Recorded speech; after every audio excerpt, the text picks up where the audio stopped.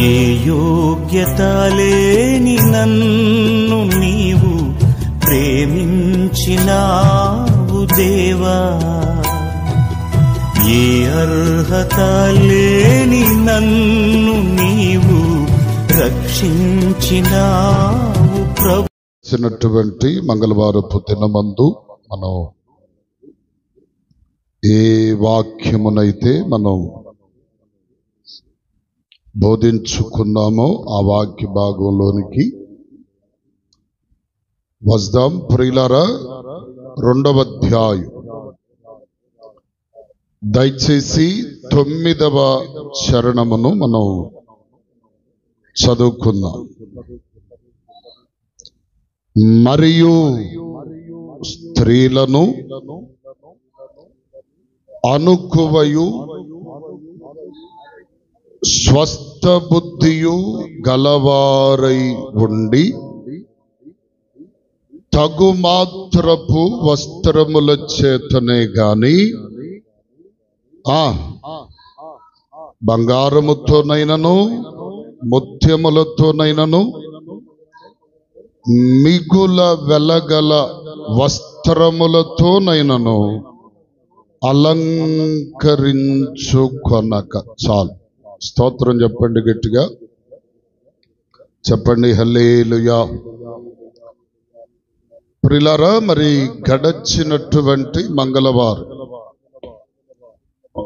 స్త్రీలు అనుకువ కలిగి ఉండాలి అనేటువంటి విషయమై మనం కొన్ని విషయాలు విన్నాం. మరి రాత్రి కూడా దేవుడే మనందరితో మాట్లాడును గాక. చెప్పండి ఆమేన్.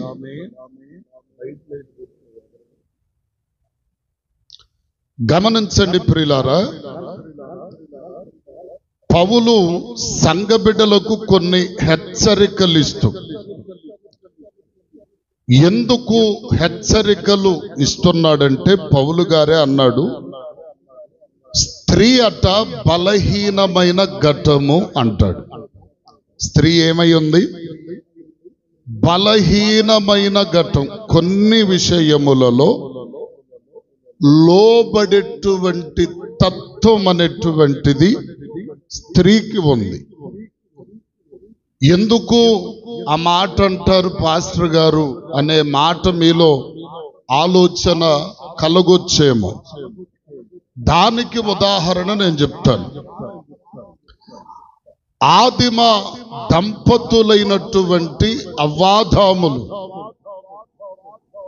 దేవుని సృష్టి నిర్మాణములో ప్రప్రథమముగా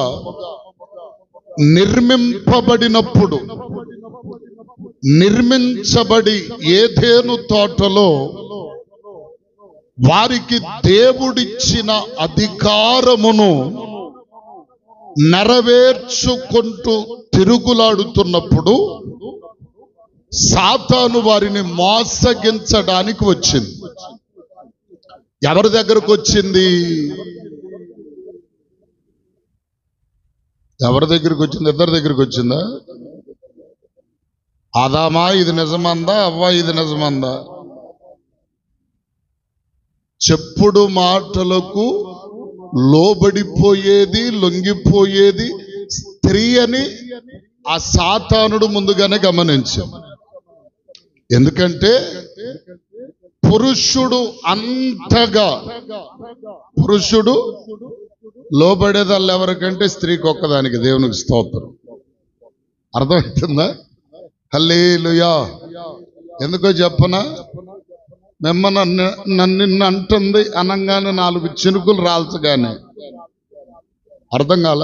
అంటే లోబడేటువంటిది కుటుంబ వ్యవస్థలో కొంతమంది, అందరని నేను చెప్పటం లేదు, స్త్రీ మాటలను వినడమో గౌరవించడమో లేకపోతే లోబడిపోవటమో పురుషుడు తన భార్య నిమిత్తమై చేస్తాడు. సరే గమనించండి. ఇప్పుడు సాతానుడు హవ్వ దగ్గరకు వచ్చాడు. హవ్వ దగ్గరకు వచ్చి చెప్తున్నటువంటి మాట ఏంటంటే, అవ్వా ఇది నిజమేనా? దేవుడు ఈ మాట చెప్పాడట కదా, ఈ పండు తినొద్దని చెప్పాడంట కదా, ఈ పండు తింటే చనిపోతారని తెలియచేశాడంట కదా. అదేమి కాదు, ఈ పండు తింటే మీరు దేవదూతల వలె మార్చబడతారు అని ఎప్పుడైతే చెప్పిందో వెంటనే మనస్సు మార్చబడిపోయింది. స్తోత్రం చెప్పండి గట్టిగా. ఏం చేయబడింది? మార్చబడిపోయింది. అందుకనే ఈ విషయాలన్నీ ప్రారంభము నుండి కూడా పౌలు గమనిస్తూనే ఏం చేశాడంటే సంఘముతో బోధిస్తున్నాడు. స్త్రీలారా మీరెలా ఉండాలి అంటే, ఇదిగో అనుకువను గురించి మనం నేర్చుకున్నాం. అనుకువంటే మనమందరము దైవ భక్తికి తగిన స్త్రీలుగా అనుకువ కలిగి ఉండాలి. ఎగిరెగిరి పడటం కాదు అని గడచిన వారంలో చెప్పుకున్నాం. ఇప్పుడు ఏమంటాడంటే పౌలు గారు, రెండవదిగా స్వస్థ బుద్ధి కలిగి ఉండాలి. హల్లెలూయా. ఎవరో స్త్రీలు స్వస్థ బుద్ధి కలిగి ఉండాలి. స్వస్థ బుద్ధి అనగా ప్రియులారా శ్రేష్టమైన బుద్ధి, మంచి బుద్ధి స్త్రీలు కలిగి ఉండాలి. అంతేకాదు ఆ స్వస్థ బుద్ధి అనగా ఇంకొక మాట బైబిల్ చెప్తుంది, ఆరోగ్యవంతమైన బుద్ధి. హల్లెలూయా. ఏ బుద్ధి అది? బుద్ధి ఆరోగ్యవంతమైన బుద్ధి కూడా ఉంటుంది. అవునా? ఉంటుందా లేదా? చెప్పరే. వాక్యం చెప్తుంది, మీరు ఆరోగ్యవంతమైన బుద్ధి కలిగి ప్రవర్తన కలిగి ఇదిగో సంఘమందు నడిపించబడాలని వాక్యము తెలియచేస్తుంది. స్తోత్రం చెప్పండి గట్టిగా. ఈ స్వస్థ బుద్ధే కాదు, అనుకువయే కాదు, ఇదిగో సంఘమందు చెప్పబడుతున్న ప్రతి మాట ఇటు పురుషులకును ఇటు స్త్రీలకును మాట్లాడే ప్రతి మాట మనందరికీ పోల్చి దేవుడు మాట్లాడతాడు. స్తోత్రం చెప్పండి గట్టిగా. ఇప్పుడు స్వస్థ బుద్ధి అంటే ప్రియులారా దానిలో కొన్ని భావాలను మనం చూస్తున్నాం. స్వస్థ బుద్ధి అనగా దేవుని వాక్యం అంటుంది ఆరోగ్యవంతమైన బుద్ధి, శ్రేష్టమైన బుద్ధి, ఇదిగో మంచితనము కలిగినటువంటి బుద్ధి. అది ఆ బుద్ధి ఎవరిలో అయితే ఉంటుందో వారిని దేవుడు అన్నాడు దైవ భక్తికి తగిన వారు వీరు అన్నాడు. స్తోత్రం చెప్పండి గట్టిగా. ఎవరికి తగిన వారట? ఎవరికి తగిన వారు?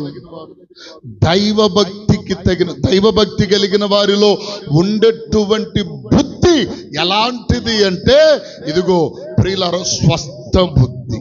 హల్లెలూయా.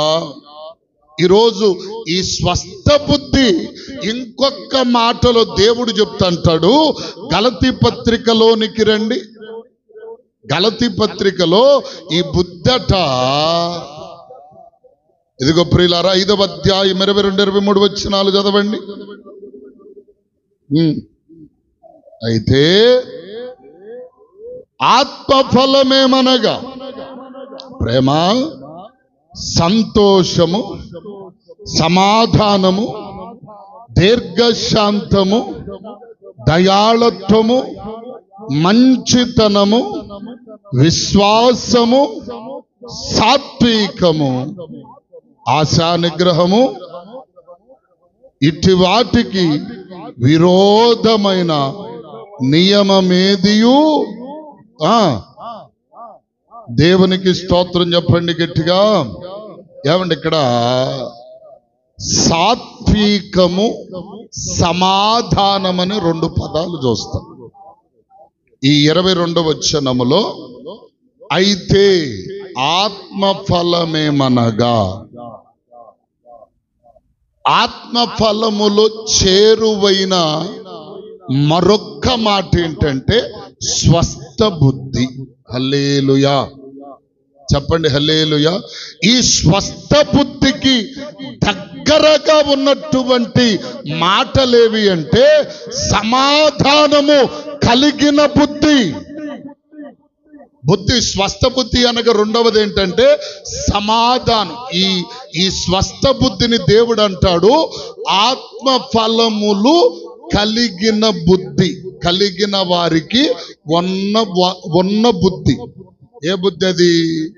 స్వస్థ బుద్ధి. ఆ బుద్ధినే ఏమంటాడంటే సమాధానకరమైన బుద్ధి.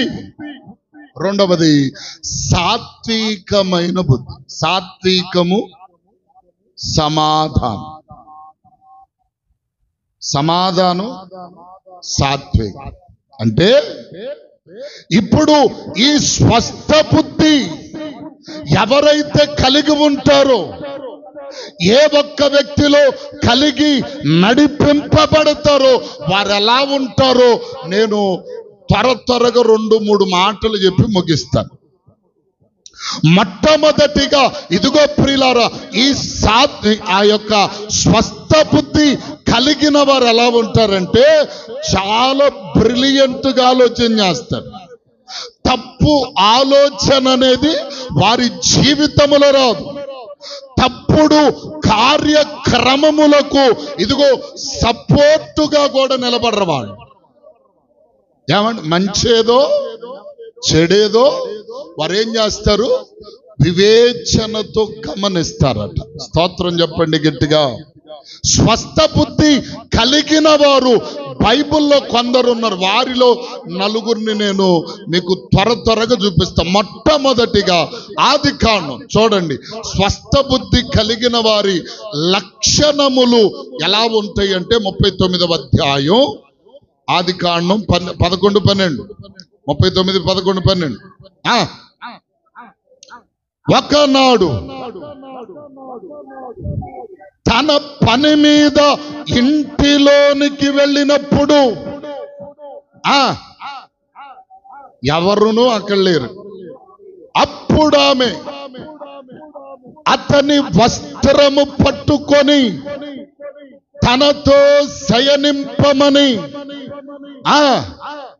అతడు తన వస్త్రమును ఊడబెరుకుకొని బయటకు పారిపోయాడట. హల్లెలూయా. ఎవరిని గురించి చూస్తున్నాం? యేసేపును గురించి చూస్తున్నాం. ఇతడు మనందరికీ చాలా సుపరిచితుడైన వ్యక్తి యేసేపు. ఇప్పుడు యేసేపు కలిగి ఉన్న బుద్ధి ఏమిటంటే స్వస్థ బుద్ధి, శ్రేష్టమైన బుద్ధి, ఆరోగ్యవంతమైన బుద్ధి. హల్లెలూయా. ఏ బుద్ధి ఇతడు కలిగి ఉన్నది? ఇతడు ఒకప్పుడు అన్నల చేత అమ్మబడిన వాడై పోతీఫరు ఇంట్లో పనివానిగా నమ్మకస్తునిగా ఉంటూ ఉన్నటువంటి యేసేపు బహు చక్కని వాడు, సౌందర్యవంతుడు, చూడడానికి ముద్దుగా ఉండేవాడు. పోతీఫర్ అన్నాడు, అయ్యా యేసేపు, నీకు నా ఇంటిలో అన్నిటి యందు అధికారం ఉన్నది. నా ఇంటి మనుష్యుల మీద తప్ప, నా ఇంటిలో ప్రతి డబ్బు మీద గాని, పొలాల మీద గాని, ఆస్తుల మీద గాని అన్నిటిలో నీకు అధికారం ఉన్నదని ఒక మాట చెప్పేశా. ఇతడు పని మీద వెళ్ళాడు బయటికి. ఎవరో? పోతీఫర్. పని మీద వెళ్ళినప్పుడు ఇతనికి ఏదో పని ఉండి లోపలికి వచ్చాడు. పోతీఫర్ భార్య ఏమండి, ఎప్పటి నుండో యేసేపు మీద కన్ను వేసి ఉంది. ఎప్పుడు ఒంటరిగా దొరుకుతాడా, ఎప్పుడు అతనితో పాపము చేద్దామా అన్న ఆలోచనతో ఈమె ఉంది. ఈమె ఉంటే ఇప్పుడు ఈమె ఆలోచనలేముంది. యేసేపు పని మీద ఇంటి లోపలికి వెళ్ళినప్పుడు అమాంతంగా ఇతన్ని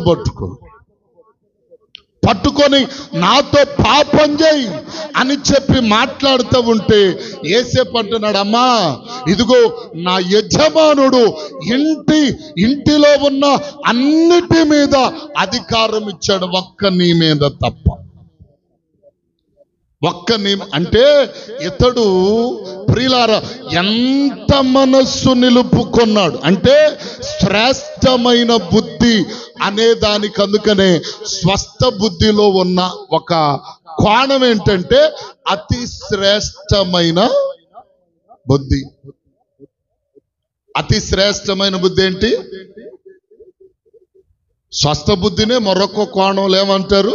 అతి శ్రేష్టమైన బుద్ధి. అంటే దొరికిన పేడంతా మొఖాన్ని పూసుకోకుండా, దొరికిన ఎక్కడ పడితే అక్కడ గడ్డి దొరుకుతుంటే ఆ గడ్డంతా మేయకుండా, ప్రియులారా ఏం చేస్తున్నాడు ఇతడు? ఆమె పాపము చేయుదము రమ్ము అని పిలుస్తా ఉంటే ఆమె చేతను తన వస్త్రమును విడిచిపెట్టి పాపమునకు దూరంగా పారిపోయాడు. స్తోత్రం చెప్పండి గట్టిగా.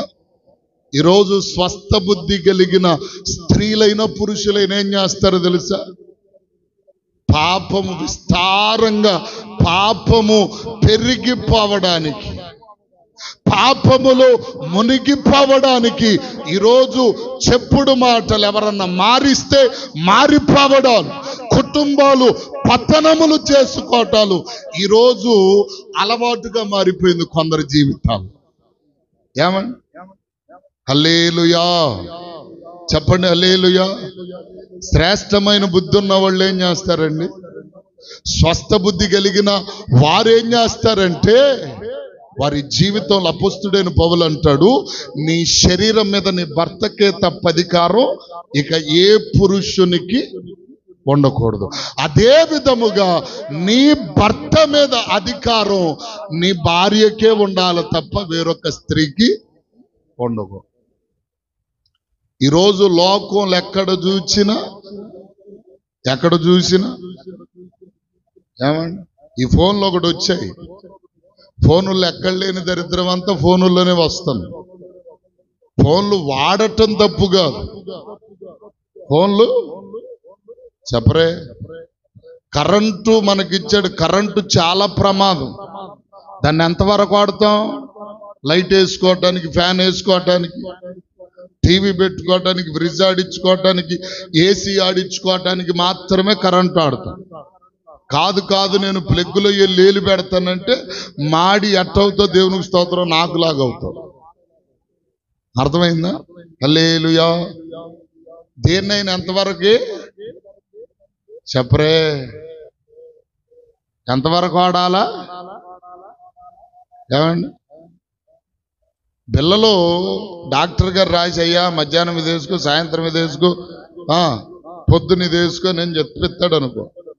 పొద్దుగూకులు రోజు ఎవడు మింగుతారు లేని మొత్తం తీసి ఒకరోజు మింగితే ఏసు రక్తమే చేయం, పటా కల్లారేలేకి పెట్టి రెడీ చేయండి రా అంటారు. పరదేశులము ప్రియులారా మన పొర మీద ఎప్పుడు ఈ పొరం మంద కాదు. నేను అంటాను, ఈరోజు చాలా మంది ఏం చేస్తున్నారు తెలుసా? వయస్సుంది, అందముంది, దానికి తోడు ఇంకొక మాట చెప్పాలంటే బైబిల్ గ్రంథంలో ఇశ్రాయేలుని గురించి చెప్పిన మాట ఒకటి ఉంది. ఏమిటో చెప్పనా? నీ చిరుప్రక్కటెముకలకు కురువు పట్టింది అంటాడు. ఎవరో? దేవుడే అంటాడు. ఇశ్రాయేలు నీ చిరుపక్కటెముకలకు, అసలు వర్ణనాతీతంగా చెప్పాడు దేవుడు. ప్రక్కటెముకలకట ఏం పట్టింది? కొవ్వొట్టింది. ఒకటి, ఈరోజు స్త్రీలైనా పురుషులైనా ఏమండి వయస్సును చూసుకున్నాను. నేను కుర్రోడినో, నేను కుర్రమ్మాయిని. తర్వాత అందం నేను బల్లె చక్కకున్న అద్దం ముందు నుండి లేకూడదు, ఆడి లేకూడదు, ఏమి లేకూడదు. పొద్దుగూకులు ఎట్టదువ్వా ఈ సోక్కు 4 సార్లు దేవునికి స్తోత్రం, దేవునికి స్తోత్రం. ఏమండి మంచిగా పెద్ద ఇరోషనం వాంతి అయితే మొత్తం కళ్ళు ఇంత లోతు పీక్కుపోయి లెగిసి లేకలేని పరిస్థితిలో దేవునికి స్తోత్రం 4 శిలలు పెట్టిన దాకా లేకూరు కొంతమంది. ఓపిక ఉన్నప్పుడు, అందం ఉన్నప్పుడు ఎగిరెగిరి పడేటువంటి మిడిమిడి జ్ఞానంతో నడిపించబడే స్త్రీలు పురుషులు ఉన్నారు. వారి జీవితాలు ఎంత పతనమైపోతున్నాయో వారికి తెలియటం.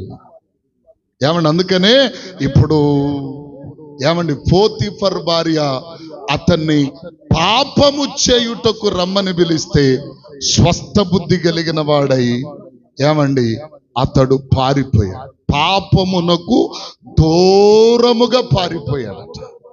ఈరోజు పాపమునకు ఎవరైతే దూరంగా పారిపోతారో వారు స్వస్థ బుద్ధి కలిగిన వారు, మంచి బుద్ధి కలిగిన వారు, ఆరోగ్యవంతమైన బుద్ధి కలిగిన వారు.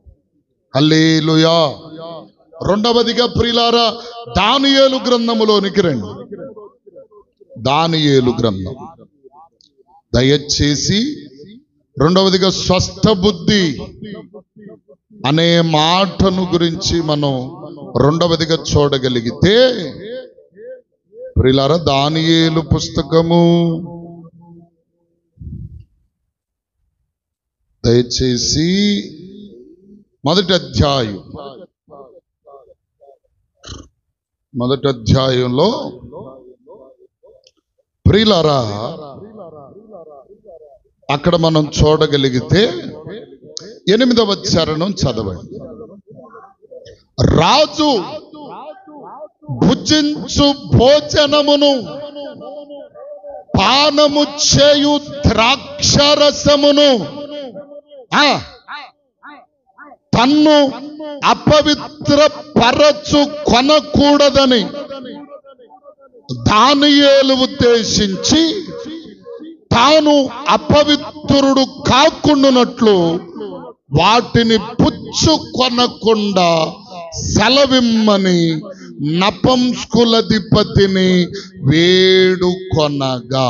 దేవునికి స్తోత్రం చెప్పండి, గట్టిగా చెప్పండి హల్లెలూయా.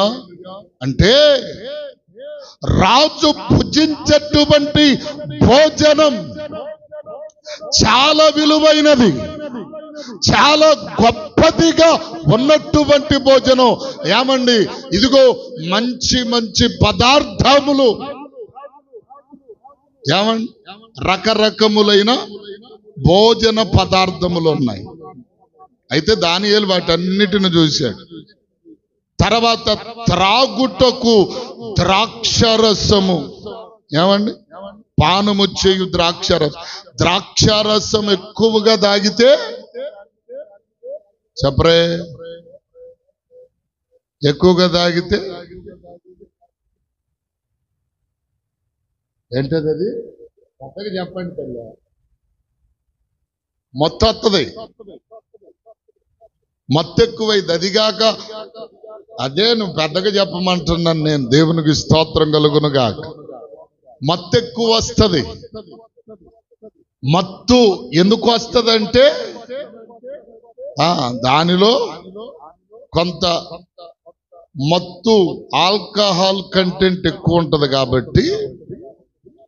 ఏమండి ఇప్పుడు ఆ ద్రాక్ష రసాలని కొంత దాంట్లో కొన్ని పరికరాలు, వస్తువులు, పదార్థములు వేసి కొన్ని సంవత్సరాలు పెట్టి ఎంత బాటిల్ కొన్ని లక్షల రూపాయలు అమ్ముతున్నారు తెలుసా? ఏమండి భూమిలో పాతి పెట్టి లక్షల రూపాయలు.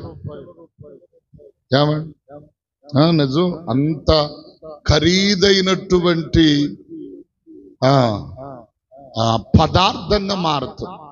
ఇప్పుడు గమనిస్తే ఈ రెండు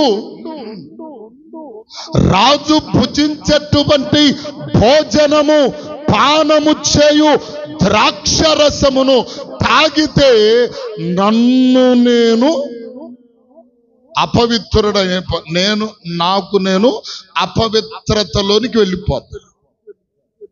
కాబట్టి ఇవి పుచ్చుకొనకూడదు. ఇవి పుచ్చుకుంటే నన్ను నేను అపవిత్రునిగా చేసుకున్నట్లే.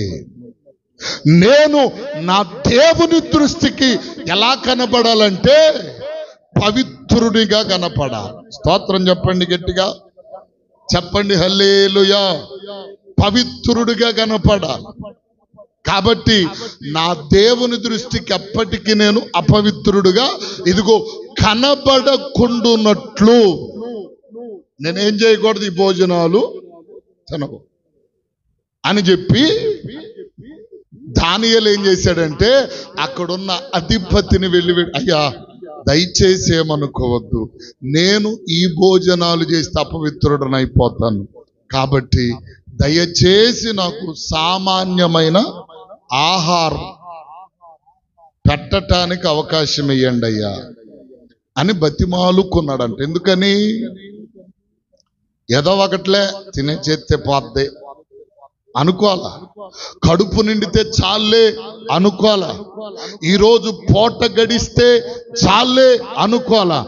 ఏదైనా అతడు ఇదిగో భోజనము చేసిన పానము చేసిన ఏమండి దానిలో చెప్పండి, దానిలో పరిశుద్ధత ఎంత పరిశుద్ధత ఇదిగో మన జీవితానికి పరిశుద్ధమైన స్థితి కలిగించేదా కాదనేటువంటి ఒక అవగాహనతో మనల్ని కాపాడుకొనున్నట్లు. అర్థమవుతుందా? మనల్ని మనం ఇదిగో ప్రియులారా పరిశుద్ధముగా ఉంచుకునే నిమిత్తము దానియేలు ఏం చేశాడంటే శ్రేష్టమైన బుద్ధి కలిగిన వాడై తాను తినకూడని పదార్థముల జోలు ఏమండి, తినకూడని పదార్థముల జోలు పోల. బైబిల్లో చాలా రకాలైన పదార్థములను గురించి రాయి, ఏవి తినొచ్చో ఏవి తినకూడదు మొత్తం చెప్పాడు, స్పష్టంగా చెప్పుకొచ్చాడు. అందుకని ఇప్పుడు మొట్టమొదటి పాపమునకు దూరంగా పారిపోయాడు. అది స్వస్థ బుద్ధి కలిగిన వాడు. అంతేకాదు ఏమండి, అది తన ప్రాణాలు నిలుపు కొనగలిగినదైన దేవుని దృష్టికి అపవిత్రునిగా మార్చేదైతే నాకు అవసరము లేదని ఏమండి దానిని కూడా వదిలిపెట్టాడు. శ్రేష్టమైన బుద్ధి కలిగి. స్తోత్రం చెప్పండి గట్టిగా. ఇంకొక వ్యక్తి ఉంది, నేను త్వరగా అబీగయేలు అనే ఒక వ్యక్తి ఉంది. అబీగయేలు దావీదు కోపము కలిగిన ఏమండి చాతుర్యము కలిగిన మాటల చేత దావీదు మాట్లాడుతూ ఉంటే దావీదు కోపమును అనర్చటానికి చూచినటువంటి వ్యక్తి అబీగయేలు. స్తోత్రం చెప్తారు గట్టిగా. మీరు ఈ మాట కూడా మొదటి సమూయేలు గ్రంథం 25వ అధ్యాయంలో రాయబడి ఉంటుంది. ఇది కూడా మీరు చదువుకొని చెల్లకెళ్ళిన తర్వాత అవకాశం ఉంటే గమనించండి. అబీగయేలు శాంతపరచినది. ఎదుటివారు కోపంలో ఉంటే మనం కూడా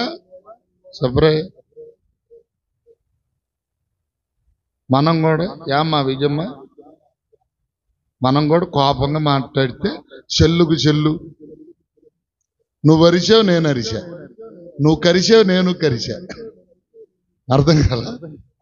అట్టగాదు.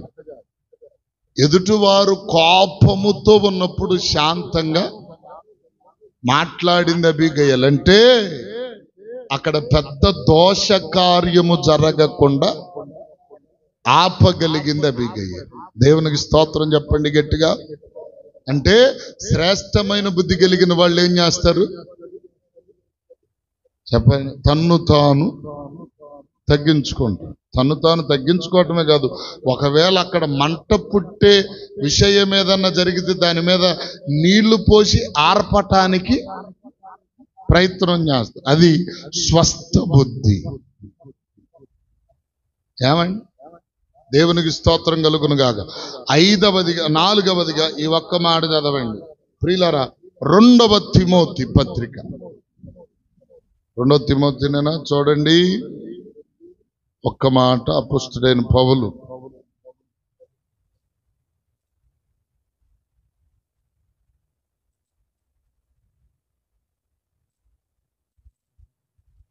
చూడండి 7వ వచనం. 1 తిమోతి 2వ తిమోతి మొదటి పత్రిక 7వ చరణం చదవండి.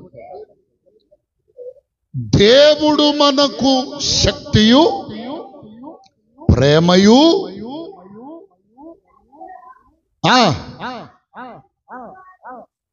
ఏమండి ఇంద్రియ నిగ్రహము గల ఆత్మనే ఇచ్చెను గాని పిరికి తనము గల ఆత్మను ఇయ్యలేదు.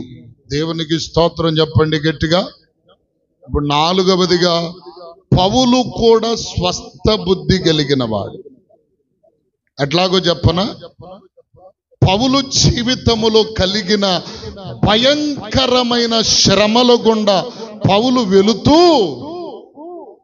ఏమంటాడు తెలుసా? ప్రతి చిన్నదానికి పెద్దదానికి భయపడక జడియక దడియక అతడు ఏమంటున్నాడు తెలుసా? ప్రభువు మనకు శక్తియు ప్రేమను ఇంద్రియ నిగ్రహమును. అంటే నిగ్రహం అంటే ఏంటి చెప్పరే? ఇంద్రియ నిగ్రహమును అంటే మన జీవితములో భయపడే ఆత్మను, పిరికి ఆత్మను, లేకపోతే ప్రియులారా చిన్న చిన్న వాటికి జారిపోయే ఆత్మను ఇవ్వలేదు. కానీ దేవుడిచ్చిన ఆత్మ ఏంటండి? అక్కడేమన్నాడు? ఇంద్రియ నిగ్రహము కలిగిన ఆత్మనే మనకు ఇచ్చాను. స్తోత్రం చెప్పండి గట్టిగా. చాలా మంది ఏం చేస్తారండి? చిన్న చిన్నటికి భయపడిపోతారు, చిన్న విషయాలకే దడిచిపోతారు, చిన్న విషయాలకే పారిపోతారు. ఎవడైతే ఇంద్రియ నిగ్రహములు కలిగిన వాడై నిలబడతాడు. అందుకనే పౌలు అన్నాడు, నేను నిలబడ్డాను. ఎందుకు నిలబడ్డాను? దానికి కూడా ఒక మాట ఉంది. ఇదిగో క్రీస్తుని పోలి నేను నడిచిన ప్రకారం మీరు నన్ను పోలి.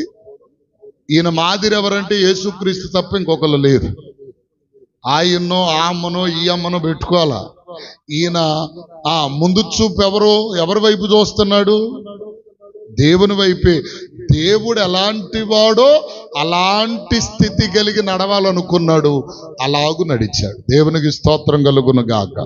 కాబట్టి మనము చిన్న చిన్న వాటికి భయపడేటువంటి వారు, పారిపోయేవారు, బెదిరిపోయేవారు ఎవరంటే స్వస్థ బుద్ధి కలిగిన వాళ్ళు కాదు. అర్థం కాదు. స్వస్థ బుద్ధి కలిగిన వాళ్ళు ఎలా ఉంటారు? ఏమంటే పిరికితనంగా ఉండరు, భయపడేతనంగా ఉండరు. ప్రతి విధమైన సమస్యలకు ఇదిగో స్ట్రాంగ్గా నిలబడగలిగిన వారై ఉంటారు. కాబట్టి ఇప్పుడు ఏమండి స్వస్థ బుద్ధి కలిగిన వారిలో ఉండేటువంటి లక్షణాలు, మొట్టమొదటిది పాపమునకు దూరముగా పారిపోవాలి. రెండవది మనలను ఏదైతే అపవిత్రపరుస్తుందో దానిని మన దగ్గరకు రానియకపోవటం. మూడవది శాంతపరచేటువంటి మనస్సు కలిగి ఉండడం, అబీగయీలు వలె. నాలుగవదిగా ప్రతి చిన్నదానికి భయపడకపోవటం. ఈ లక్షణములు ఎవరైతే కలిగి ఉంటారో వారట స్వస్థ బుద్ధి కలిగిన వారు. అంటే మంచి బుద్ధి కలిగిన వారు, శ్రేష్టమైన బుద్ధి కలిగిన వాళ్ళు. అంతేకాదు ప్రియులారా, ఇంకొక మాట అన్నాడు, ఆరోగ్యవంతమైన బుద్ధి గలవాడు. ఇట్టి బుద్ధిని దేవుడు మనందరికి అనుగ్రహించునుగాక. ఇటు బుద్ధి మనందరికి కావాలా లేదా చెప్పండి. శ్రేష్టమైన బుద్ధి, శ్రేష్టమైన బుద్ధి అనేది మనకుంటే దీనిలో కుళ్ళు ఉండదు, కూర్చుండదు, పక్షపాతం ఉండదు, స్వార్థం ఉండదు, ఏముండదు, ఇంకా అసూయ ఉండదు, ఏది ఉండదు. అదేది లేనిదే స్వస్థ బుద్ధి. అట్టి బుద్ధి ప్రభు మనకిచ్చి ఆయన కృపలు వర్ధిల్లింప చేయునుగాక. అట్టి కృపాధిక్యత ప్రభు మనందరికి అనుగ్రహించునుగాక. అందరూ తల్ల వంచుదాం, ప్రార్థన చేసుకుందాం. అందరూ ప్రార్థన చేసుకుందాం.